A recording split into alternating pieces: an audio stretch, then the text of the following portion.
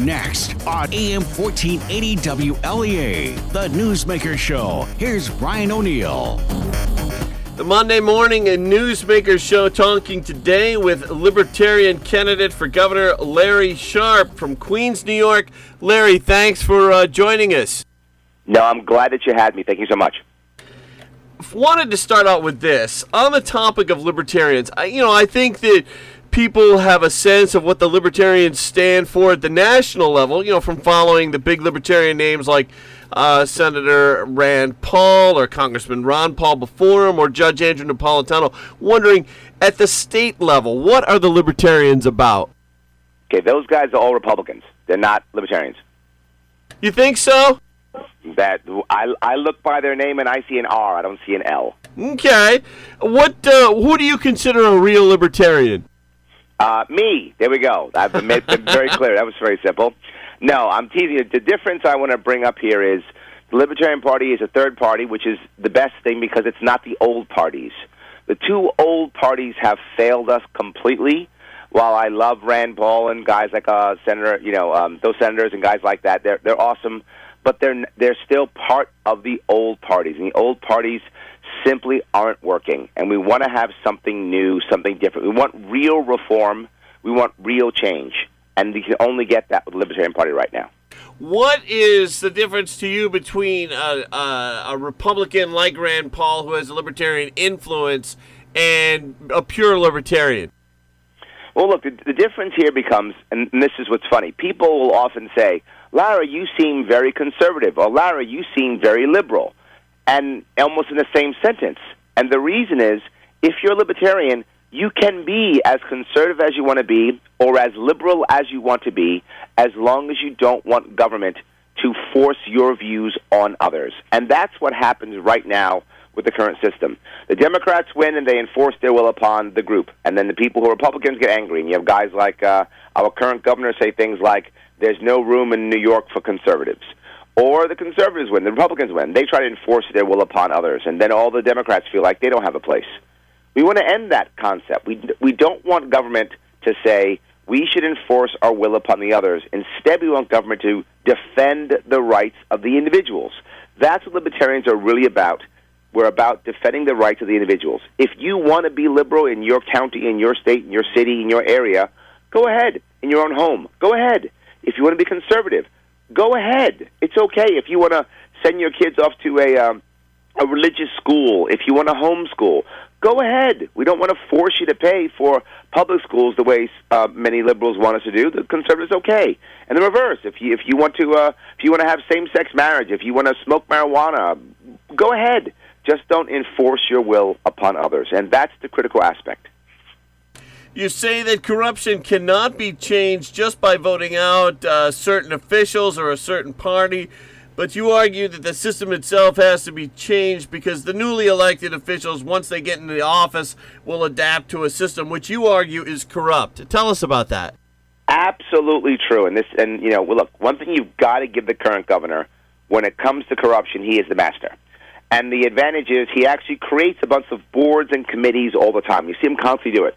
There's a problem or an issue, make a board, make a committee, make a group, or create the Economic Development Corporations. Make these things.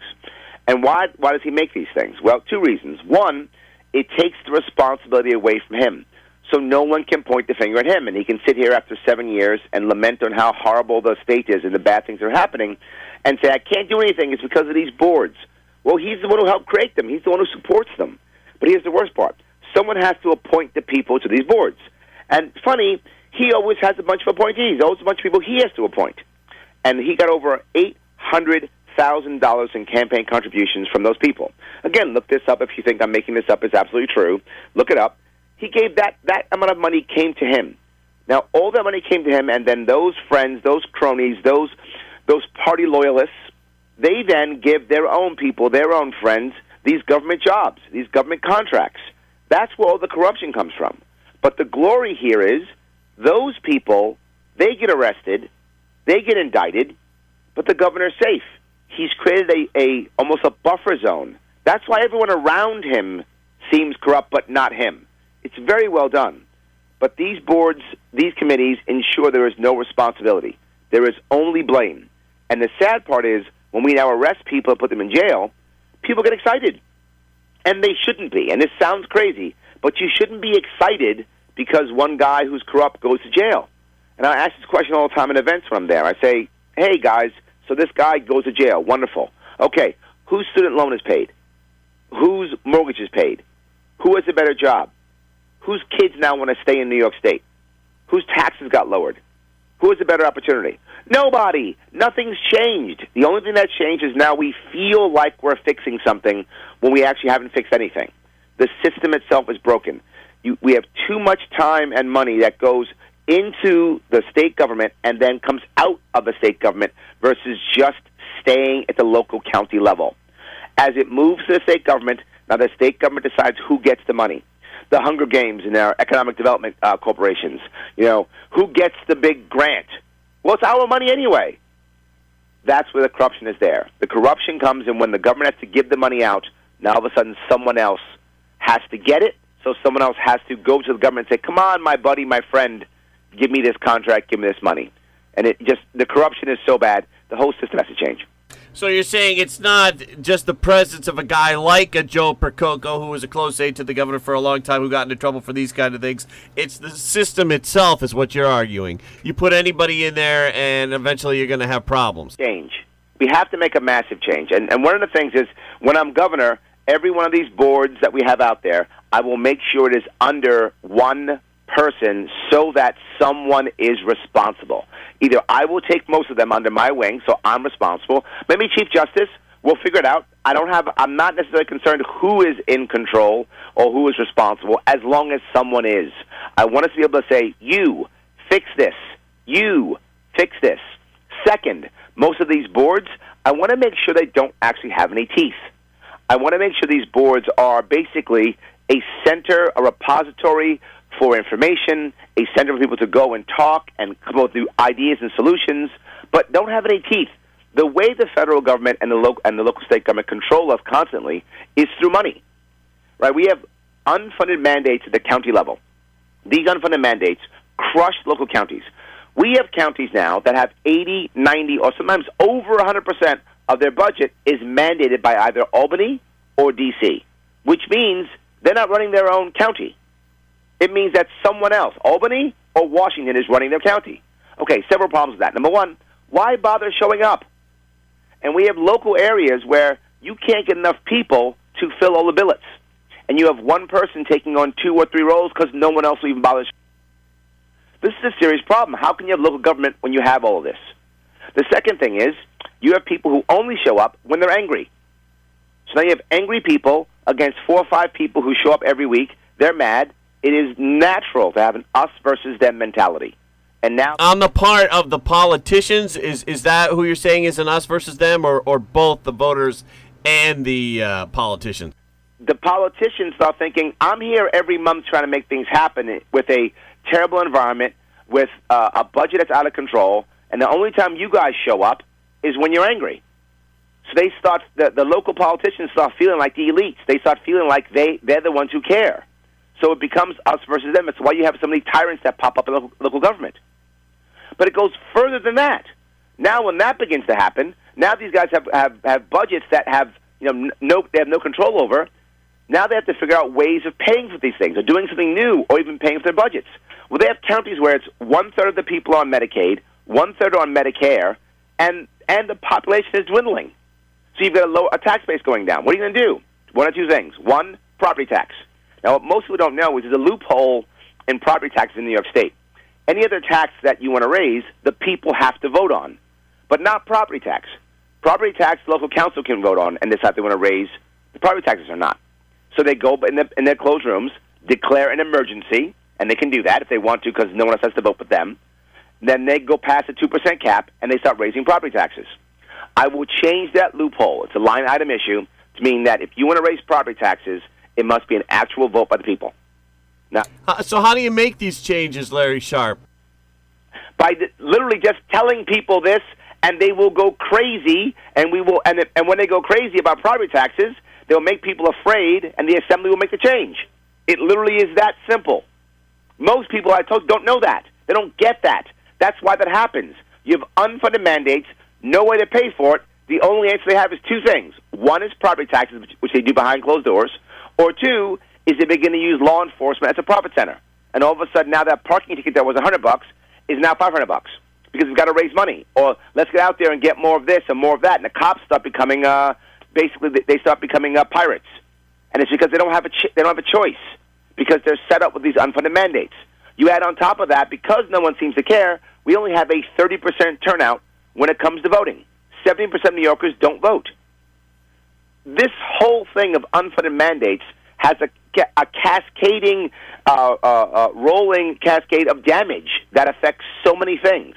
We need New Yorkers to be more involved in local government and state government and even national government. If they do that, we can then roll back much more control to the counties. And a lot of that is based upon two things. One, unfunded mandates. That's a critical piece. And two, protecting the rights of the individual from the local tyrants when they pop up. It's a whole different change of what government should be. And as I talk about it, people are starting to like it. When people talk about important things like gun rights, like immigration, like small business, like charities, all these things can only be changed if we roll back government to the local level. Lowering property taxes, all these problems come back to the local level. We can make these changes. It can work, and it can work within the next 2 years. It doesn't have to be 10. It can be just 2. Even education can be changed. Homeschooling, public schools, private schools, all can be changed at the local level. Look, the world has already gone to a post-industrial leadership model. If you look out there and you look at the most successful companies in the world, you can see how they've already changed. People ask me often, Larry, you talk a lot, it's great, but show me where libertarians have led. How do I know if libertarians can lead this nation, can lead this state, can lead a county? I'll tell you where. Look at all the successful companies in the United States right now. All the new ones are all led by libertarians. They have flat leadership models. They have models with more freedom for their executives. They have models where people can try things and fail. They have sharing economies. They have sharing environments. Everybody is sharing and talking. They have tons of transparency and tons of experimentation and innovation. That's what this state has to do. I know. I teach this for a living. It's my job. It's how I pay my bills. It's what I do. We must turn New York State into that. It's a total cultural change. You said there that you're a teacher, and you also do consulting work. Give us a little background on your bio there, Larry Sharpe. Yes, well, I'm a kid who was born in Manhattan, raised in the Bronx, now live in Queens. I'm Marine Corps at 17. My father died when I was a kid. I took off to join the Marine Corps. My mother couldn't handle me leaving and my father's death, and she got hooked on legal drugs and then eventually illegal drugs. She was a victim of the drug war. She was a convicted felon.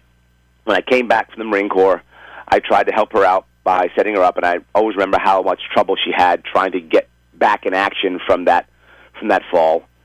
Second chances were very hard to come by. The system was not really on her side or on my side. From that, I decided to become an entrepreneur so that she could actually not be a hostage to whatever job she had, afraid of losing her job because there were no other options for her. And that's why I became an entrepreneur. I've had 3 separate businesses. This is one that I have now is a consulting business where I teach people how to lead, how to sell, how to grow businesses. It's training. I've taught at the graduate level, both Yale and Columbia. I teach now at Baruch. I also teach veteran transition, vets coming out of the service, trying to get back into the workforce. I do some executive coaching and consulting, and I've been an officer in a public company twice as a consultant. So I do that kind of thing. I've been doing that for 14 years. So I know what I'm talking about when it comes to leadership. I know what I'm talking about when it comes to the new economy. I see what should be happening. New York State has to pull itself out of what it's been. Look, New York State is full of old money, and that can be good for a short time, but that's not good for the long run. It's a problem. We want to make sure that we get the new money into New York. We have 100,000 people leaving New York State every single year. They're voting with their feet. It's obvious. It's a problem. In fact, so many of them are leaving and going down to the Carolinas. They have a name for us in the Carolinas. They call us halfbacks. Move to Florida and halfway back. That's a problem. That shouldn't be a thing. And people always say, but Larry, you don't understand. New Yorkers expect a certain level of services. How can that be true when they're going to, Carolinas with much less taxes, or Florida with even less? Florida has more people than we have, and they have half our budget. Our budget's about $170 billion. This is about $85. And they have more people than we have. What are we talking about? This idea that we have to have this high of a budget is insane. We have to fix this, and that's what I want to do. We're talking with Libertarian candidate for New York State Governor, Larry Sharpe. We're going to take a quick break, check the weather, and then we'll be back with Libertarian Larry Sharpe. The Ryan Agencies, your local, independent insurance agencies. The Ryan Agency supports your hometown. Unlike online insurance companies, the good people at the Ryan Agency live and invest here, annually supporting many local organizations. Contact the Ryan Agencies today, your hometown supporter and source for all things insurance. Insurance protection you can rely on. The Ryan Agency. Do you want to make your home buying experience smart, simple, and convenient? At Steuben Trust Company, our dedicated team will answer your questions and guide you through the entire process. Our goal is to find the right mortgage solution for you and your family and make owning your dream home reality. So stop into any one of our convenient locations or visit us online, SteubenTrust.com, to learn more. Steuben Trust Company, member FDIC, an equal housing lender. All right, checking in with Rob Carolyn. What's the forecast like, Rob? It's pretty good, actually. High pressure has been able to clear some of the cloudiness out of the area that we had earlier this morning.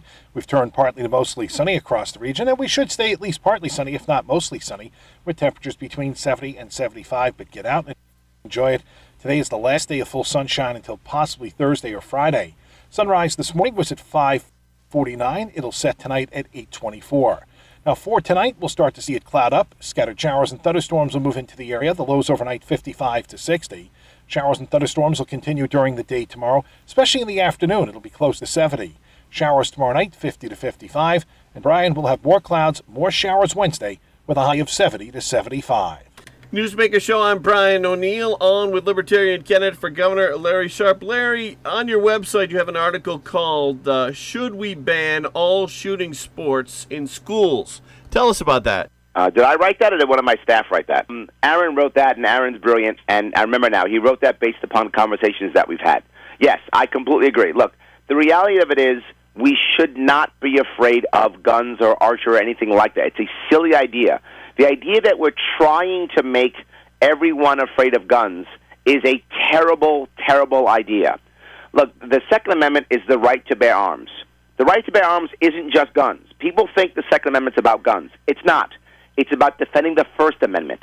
The First Amendment is the most important amendment. I know some people think that's not true, but they're wrong. It is the number one most important.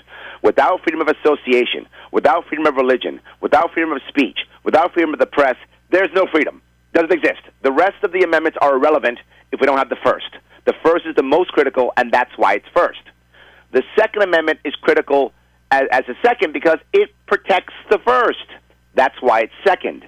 The idea of protecting yourself, defending yourself from whether those are enemies out, inward, whatever those enemies are, defending yourself, your property, is fine. That's a good idea. I don't know why we're trying to make people afraid of that. It's silly, but not just that. Look, I was in the Marine Corps. I've been around guns. My father was a law enforcement officer. He was a cop and a corrections officer. When he wasn't in uniform, he had a revolver on his ankle, every day. I saw it every day as a kid. I'm not afraid of firearms. And what's funny is I don't own one now. I live in New York City. It's Second Amendment's optional here. So obviously I'm joking. But the issue is you shouldn't be afraid of this. I literally I've taught my daughters, both of them, how to shoot with a bow and arrow. We have in our backyard. There's nothing wrong with this. It doesn't make kids violent. It doesn't make kids bad. And look, you're going to try to get them to not do it in schools, and then they're going to play a violent video game at home. Are we kidding ourselves? This is just another silly way to try to act like we're doing something to stop violence. In reality, the reason why we have violence in our society so much is not because there are guns or knives or tasers or whatever the case may be. It's because we have unhappy people who think the only answer is violence. This is what we have to work on. It's not about the weapons that are available. It's about why do we have so many unhappy people. The vast majority of things like mass shootings and these things like that, the vast majority of those are actually public suicides. That's what we don't get. Most of these are public suicides. People who've decided, I'll show you and I'll end my life by going out in a blaze of glory. Why do we have so many people who think that? And I know the answer is always, but Larry, once you have the gun makes it, kill so many people. And I say, that's true, absolutely, but most of these guns they received, these people shouldn't have had them anyway, meaning there were already laws that stopped them. In the last case, I remember they had actually confiscated the guy's guns already. He just got new ones.